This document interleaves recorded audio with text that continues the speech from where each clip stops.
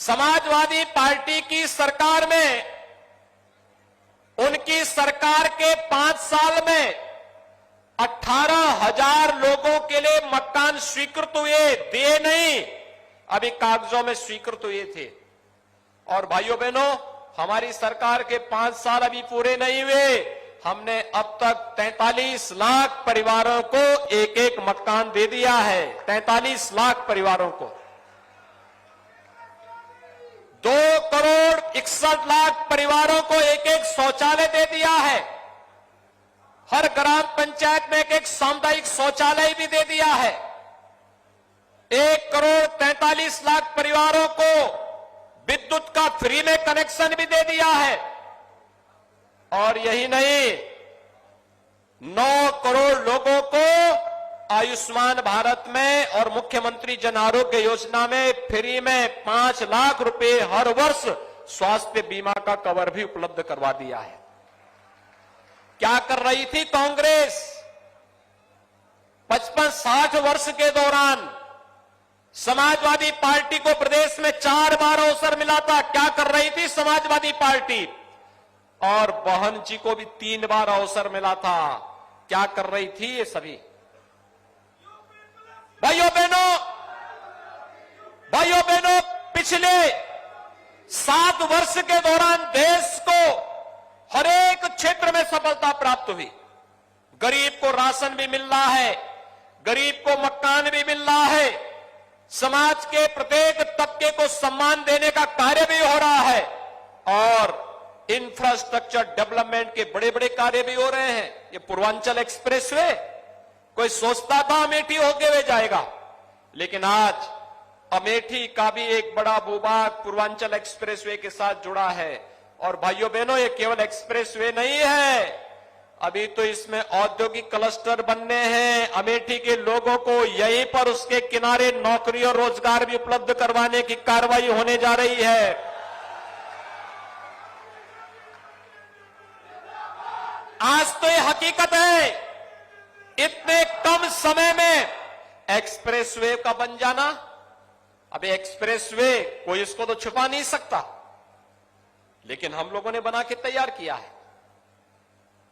आज तो medical colleges की एक श्रृंखला 1947 से लेकर 2017 के बीच 70 वर्षों में प्रदेश में केवल 12 मेडिकल कॉलेज बने थे।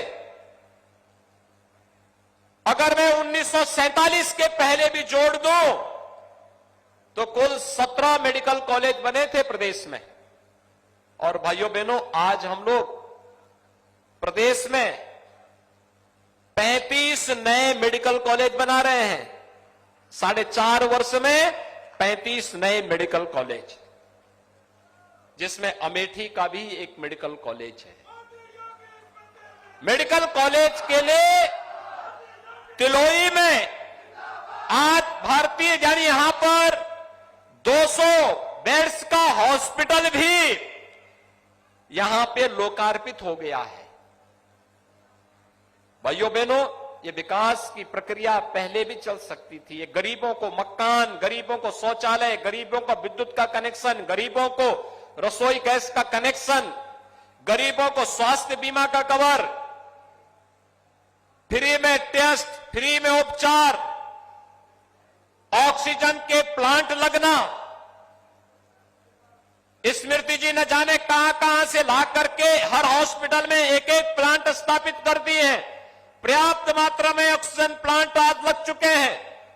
क्या कर रहे थे लोग 50 वर्षों तक? विकास की सोच थी नहीं। लेकिन मैं पूछना चाहता हूं, ये पैसा पहले कहां जाता था? आपकी समझ में आया होगा। ये जो गरीबों के आज मकान पैसे से हम लोग बना दे रहे हैं, पैसा पहले भी था, लेकिन ये पैसा कहां जाता था? ये पैसा पहले चला जाता था सपा समाजवादी पार्टी के बबुआ के जो चिढ़ है, वो कह ही रहे हैं ना, चुनाव आयोग से उन्होंने गुहार की है कि छापे चुनाव के बाद डलवाना है।